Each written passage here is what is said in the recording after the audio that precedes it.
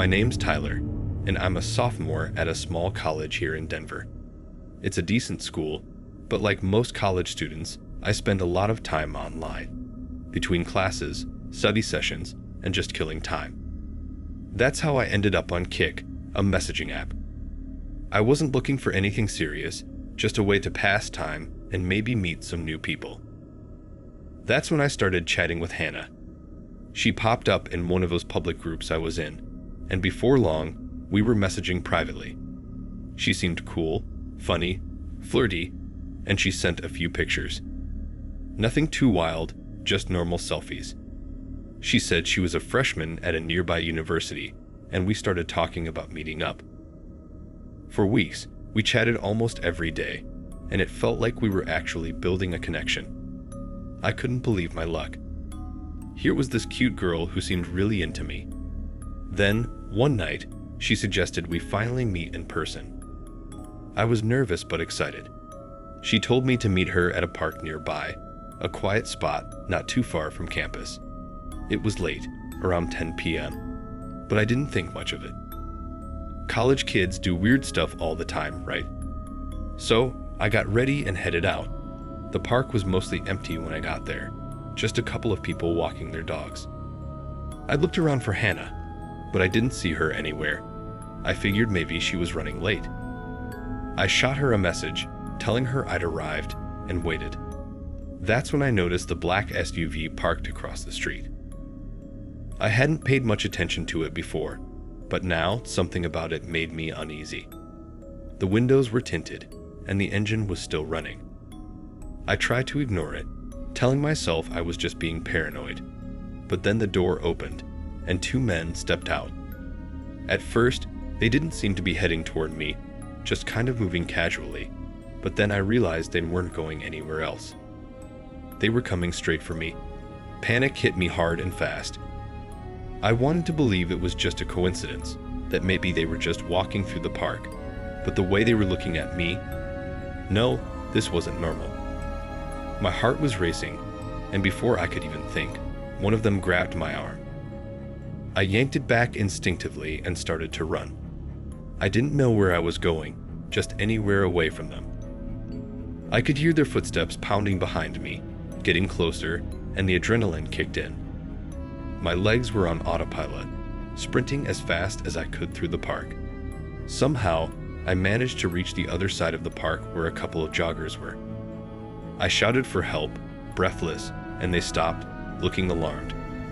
The two men chasing me must have realized they couldn't grab me without drawing attention. So they turned back toward the SUV. I watched as they jumped in and sped off down the street. I was shaking all over, trying to catch my breath, and it hit me. I had just narrowly escaped something terrible.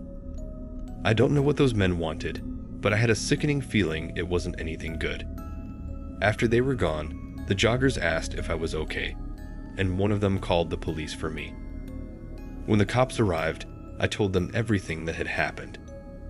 I even mentioned Hannah and Kik, thinking that maybe she could help identify who these guys were. But when I got back to my phone to show them the messages, Hannah's profile was gone. Just like that.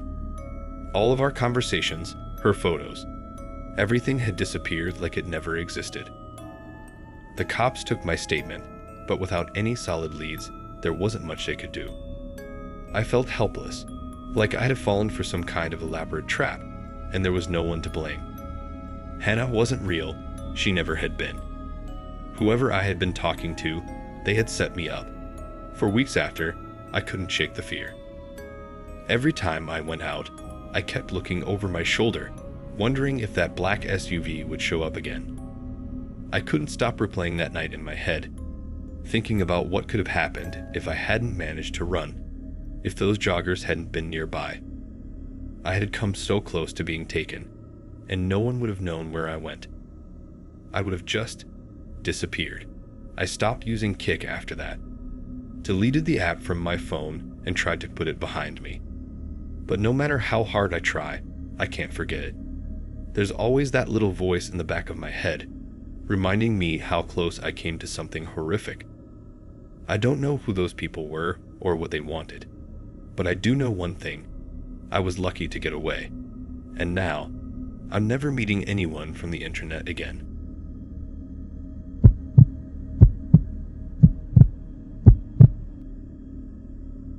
My name is Mayan, and I live in Cleveland, Ohio. I've always been a little too curious for my own good, especially when it comes to the internet.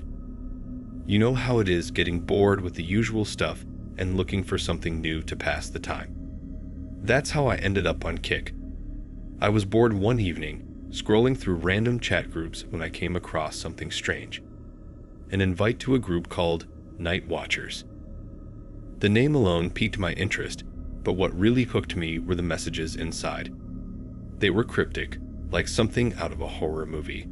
People talked about taking control of fate and escaping the mundane. It sounded like some sort of cult, but I thought it was just an edgy role-playing game or something. I figured, what's the harm in checking it out? I was wrong. I started chatting with a user named Redrider. At first, it was just casual conversation, but he quickly shifted gears. He told me he could help me break free from the boring routines of life. Said he could show me how to take control if I followed his instructions. It was intriguing, but also kind of unsettling. Yet, for some reason, I kept talking to him. The tasks started out harmless enough. He'd asked me to send him photos of random places around the city, things like a coffee shop, an old theater, or a bridge. It felt like a scavenger hunt, and I didn't think much of it. But then, things started getting darker. He began asking me to take photos of more secluded spots, like empty parking lots and alleyways at night. That's when I started feeling uneasy. Why did he want these pictures? What was the point? But every time I questioned it, Redrider would spin it like it was all part of some bigger plan to help me break free. He said I just needed to trust him, and for a while, I stupidly went along with it. Then one night, he asked me to meet him. Not in a public place, but in a dark alleyway behind an abandoned warehouse. That was the moment it clicked for me. This wasn't a game. This was something dangerous. I told him no, said I wasn't interested anymore, and blocked him on Kik. The next day, I tried to go about my life as usual, but I couldn't shake this creeping sense of unease. I kept thinking about how he had asked me to take photos of those secluded spots, and now he knew exactly where I'd been. Later that afternoon, when I went out to my car, I noticed something off right away. There was a note tucked under my windshield wiper. My heart dropped. I almost didn't want to read it, but I forced myself to. It was short, just 4 words. You can't block fate. I felt sick to my stomach. He had found me. I stood there, frozen, looking around the parking lot, but there was no one in sight. My hands were shaking so badly I could barely hold the note. I raced back inside and locked all the doors. I didn't know what to do. Do I go to the police? But what would I tell them? That I'd been talking to some creepy guy online, and now he was stalking me. I felt stupid. I'd brought this on myself by playing around with that group. I deleted Kik right away, but it didn't make me feel any safer. Every time I left my apartment, I felt like someone was watching me. I kept looking over my shoulder, jumping at every little sound. I barely slept that night, and the next morning, I made up my mind. I had to get out of there. I packed my bags and moved out of state the following week. It was a drastic decision, but I couldn't stay in Cleveland knowing that he might be out there watching me. I didn't tell anyone the real reason why I left. I didn't want them to think I was paranoid, but deep down, I was terrified. Even now, months later, I still feel like I'm being watched. I haven't touched Kik since, but I know that group is still out there, lurking in the shadows of the internet. And I can't help but wonder if Redrider is still looking for me, waiting for the moment when I let my guard down. Sometimes, I think about that last message, you can't block fate. It haunts me, those words echoing in the back of my mind. I moved, I changed my life, but no matter how far I run, I can't shake the feeling that it's not over, that he's still out there, waiting, watching. And maybe one day, fate will catch up with me.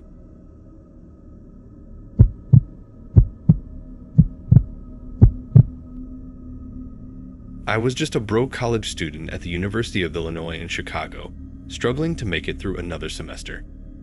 My apartment was a dump shared with 3 other guys, and I was barely scraping by on instant noodles and cheap coffee. My part-time job at a grocery store wasn't cutting it, and I needed more money, fast.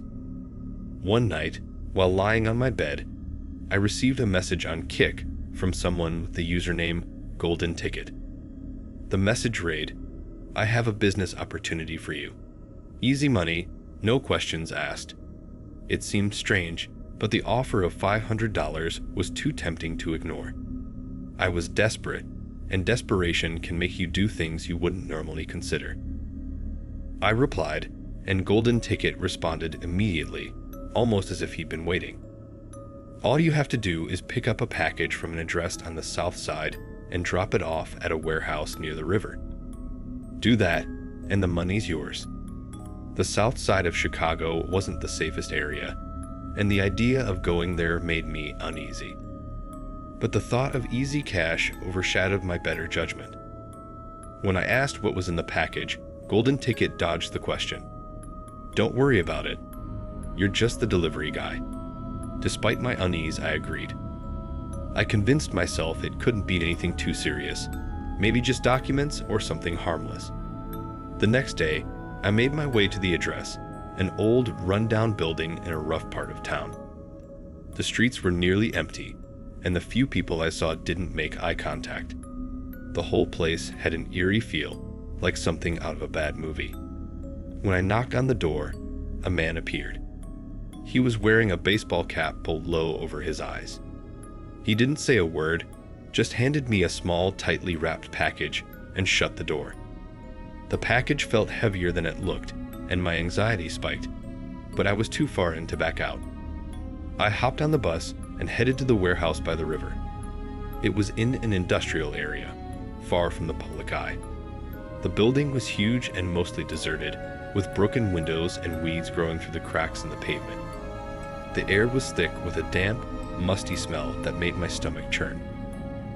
I found the door I was supposed to use, and after a deep breath, I knocked. A man opened the door, a hulking figure who looked rough around the edges. He snatched the package from my hands and looked me over, his eyes cold and calculating. "You're done here," he said gruffly before slamming the door shut. I quickly texted Golden Ticket to let him know I'd completed the job. A few minutes later, my phone buzzed. $500 had been deposited into my account. I felt a rush of relief.